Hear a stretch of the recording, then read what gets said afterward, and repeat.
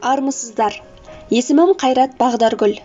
Алматы облысы, Қаратал ауданы, Кемел Тоқаев атындағы орта мектебінің биология пәнінің мұғалімімін.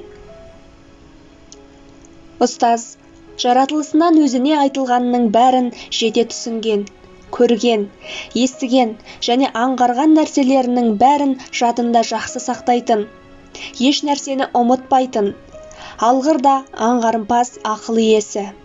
Мейлінше шешен, өнер-білімге құштар, аса қанағатшыл, жаны асқақ және ар-намысын ардақтайтын. Жақындарына да, жат адамдарына да әділ, жұрттың бәріне жақсылық пен ізгілік көрсетіп, қорқынышпен жасқану дегенді білмейтін батыл, ержүрек болу керек деген Әл-Фараби атамыздың ұлы сөзін ұстаным ете отырып, ақылды шәкірт тәрбиелеу жолында аянбай қызмет етудемін. Және өз мамандығыммен мақтанамын. Заводта болсаң күнбе-күн көрінер еді табысың. Дәрігер болсаң түрлемің, сырқаулы жанның бағышын. Ал сенің еңбек жемісің өзгеше тіпті басқадан. Ол өзін арнап ел үшін осынау жүрген жақсы адам.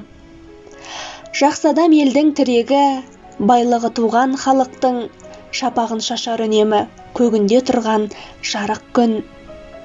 Сан жастың қамын шертесің, тағдырын ойлап толғанып, әр үйдің бір-бір еркесін үйреттің өзің қолға алып.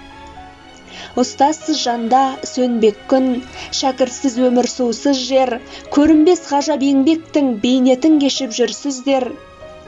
Жүректе тұрар жалқының, жанымнан жалын жігер үгіт. Ұстазым, сенің әр күнің, әр сәтің тұрған бір ерлік.